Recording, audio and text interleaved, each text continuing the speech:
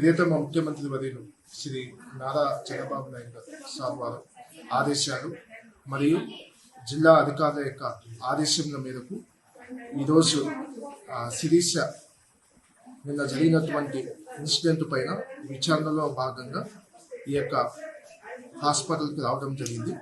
ఈ హాస్పిటల్కి వచ్చిన సందర్భంగా సదరు శిరీషను విచారించగా శిరీష వారు 80,000 అప్పు తీసుకున్న దానికి పర్యవసానంగా నిన్న చెట్టుకు కట్టి కొట్టి ఉన్నారని తెలిపి ఉన్నారు. నిన్న శిరీష వారు బెంగళూరు నుంచి వారి యొక్క కుమారుని యొక్క టీసీ తీసుకోవడం కోసము నారాయణపురం రావడం జరిగింది. ఆ సందర్భంలో జరిగినటువంటి ఇన్సిడెంట్ దీనిపైన కుప్పం పోలీసు వారు విచారణ చేసి కేసు కూడా నమోదు చేయడం జరిగింది.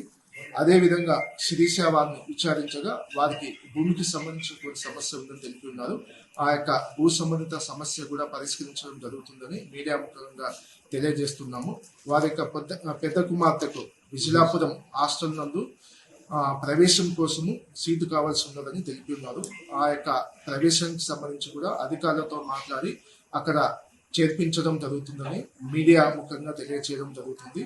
కుప్పం నియోజకవర్గము కుప్పం మండలం నందు ఇటువంటి పర్యవసనాలు మరొకసారి పునరావృతం కాకుండా తగిన రీతిలో చర్యలు తీసుకోవడం జరుగుతుందని, తగిన రీతిలో గ్రామస్తులకు గ్రామ పెద్దలకు వీటిపైన అవగాహన కల్పించడం జరుగుతుందని మీడియా ముఖంగా తెలియజేసుకుంటున్నాం. నారాయణపురము నిన్న పొద్దున్న బెంగళూరు నుంచి వచ్చినాను. పిల్లోళ్ళు టీసీ తీసుకుపోయి హాస్టల్లో చేర్పించాలి అనేసి కొద్దిగా అప్పులు చేసేసినాడు మా ఇంటి ఆయన. ఇప్పుడు కొట్టిన వాళ్ళు కాకుండా ఇంకా ముందు కూడా బెదిరించినారు. మా ఇంటి ఆయన అయితే వెళ్ళిపోయినాడు వదిలేసిన భయపడి. ఇద్దరు గొడవలు పడినాం. మేము ఎలాగైనా బతుక్కొని బెంగళూరులో ఇంట్లో పని చేసుకొని 3 బిడ్డని హాస్టల్లో వేసి చదివించుకుంటామని నేను టీసీ తీసుకొచ్చినాను. నిన్న టీసీని చింపేదాన్ని చూసినారు. చేతులేసి అడ్డేసుకున్నాను. వద్దు నా పిల్లల లైఫ్ అనేసి వదలలేదు. చీరని లాగి మారి చెట్టుకు కట్టేసి మునికేనప్ప, వెంకటలక్ష్మి, జగదీశ్వరి, రాజా అసభ్యంగా ప్రవర్తించారు. నా కొడుకు ఏడుస్తూ ఉంటే 5 ఏళ్ళ పిల్లోడు వాడిని పక్కకు లాగేసి కట్టెతో ఈ మారి కొట్టి ఒళ్ళంతా కమిలిపోయినట్లు చేస్తున్నారు.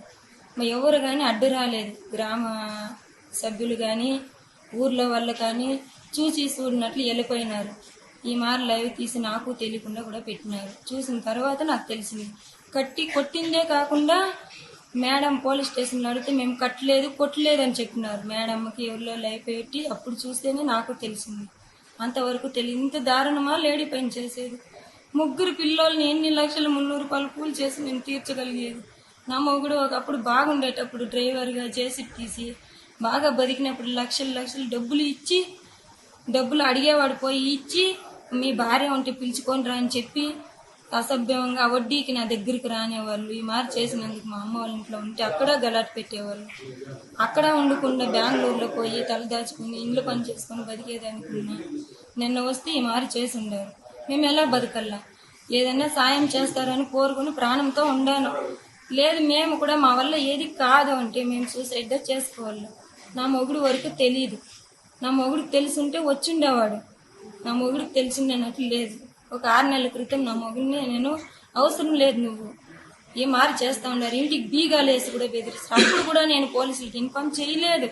తీసుకున్న తప్పుకు మనం తిరిగి ఇవ్వాలనే ఆలోచనతో నీతికి పడి నా 3 పిల్లల్ని బీగాలు పగిలి కొట్టి భీమ్ ఎత్తుకునే దానికి పోతే మళ్ళీ బీగాలు వేస్తాం, ఇంకొకటి కాకపోతే బెదిరించినారు. ఊరికి పోయేదానికి లేదు, వచ్చేదానికి లేదు. ఎవరు నియమాల వల్ల తెలియదు. ఎవరు లేరు మాకు.